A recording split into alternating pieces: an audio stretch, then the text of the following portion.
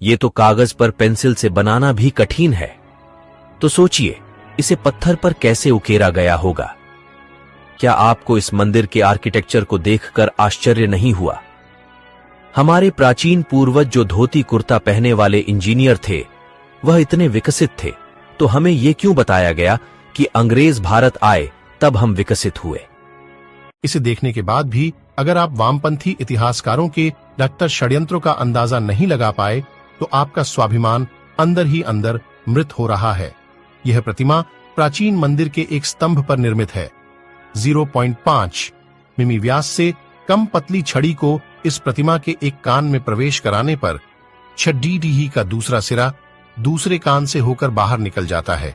क्या आप बता सकते धोती कुर्ता पहनने वाले प्राचीन इंजीनियरों ने यहाँ किस तरह की टेक्नोलॉजी का इस्तेमाल किया होगा? भारतवर्ष के हिंदू मंदिर की भव्यता देखिए।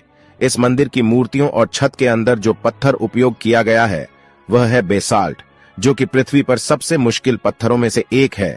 इसे आज की आधुनिक डायमंड इलेक्ट्रॉन मशीन ही काट सकती है, वह भी केवल 1 इंच प्रति घंटे की दर से। अब आप सोचिए कैसे इन्होंने 900 साल पहले इस पत्थर पर इतनी बारीक कारीगरी की है। यहाँ पर एक नृत्यांगना की मूर्ति भी है जिसने हाई हील पहनी हुई है। सबसे ज्यादा अगर कुछ आश्चर्यजनक है वह है इस मंदिर की छत। यहाँ पर इतनी बारीक कारीगरी की गई है जिसकी सुंदरता देखते ही बनती है। मंदिर की बाहर की तरफ जो पिलर लगे हुए हैं उन पर कारीगरी देखिए।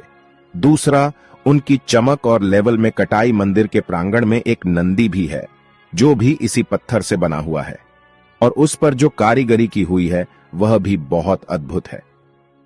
ये जो फोटो आप देख रहे हो आपके स्क्रीन पर 6000 वर्ष पुराना है। दरबंद ई बेलुला चट्टान में मिला। वह भी इराक में। यह फोटो भगवान राम की है। इस चित्र में एक राजा को दिखाया गया है जिसके हाथ में धनुष और तीर है।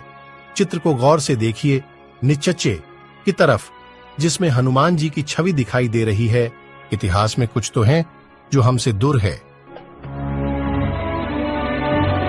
चेन्न केशवा मंदिर कर्नाटक प्रतिमा के हाथ और कंगन को देखिए। क्या आपको लगता है कि ऐसी फिनिशिंग और बारीक नक्काशी केवल छेनी हथौड़ी से संभव है? ठीक ऐसी ही एक प्रतिमा मंदिर के अंदर है जिसके हाथ में कंगन को आगे पीछे सरकाया जा सकता है, जबकि पूरी प्रतिमा को एक ही पत्थर से बनाया गया है ना अद्भुत? सच तो यह है कि हमारे मंदिर 7 आश्चर्यों की लिस्ट बनाने वालों की तुष्टिकरण की भेंट चढ़ा गया। 1000 साल नहीं, 5000 साल नहीं, 10,000 साल भी नहीं और 20,000 साल भी नहीं। बात करते हैं करीब 28,500 साल की, जब इस धरती लोक में कोई अब्राहमिक रिलीजन जैसे कि क्रिश्चियनिटी और इस्लाम एग्जिस्ट ही नहीं करते थे। बात हो रही है कल्प विग्रह की। साल 1859 में नेपाल में शिव जी की एक ऐसी सॉलिड ब्रोंज से बनी मूर्ति मिलती है जिसे जब यूनिवर्सिटी ऑफ कैलिफोर्निया में रेडियो कार्बन डेटिंग की जाती है तो यह पता चलता है कि यह मूर्ति करीब 26,000 साल से 28,000 साल पुरानी हो सकती है, जो पूरे हिंदू इतिहास में धरती पर मिला सबसे पुराना लॉर्ड शिवा का आइडल था।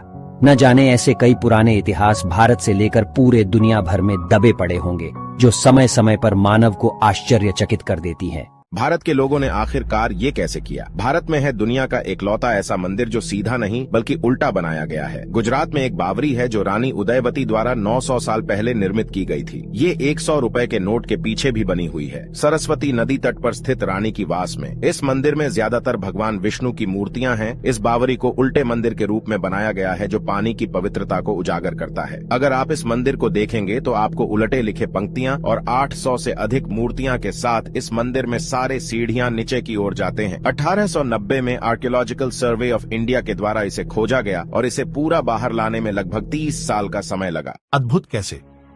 इतना घर्षण रहित तो बेयरिंग लगाने पर भी न चल सकेगा। भारत के मंदिरों की अद्भुत अविश्वनीय कुशल शिल्पकारी एक ही पत्थर को काटकर नक्काशी तक तो ठीक थी, पर पत्थर के अंदर इतनी घर्षण कैसे?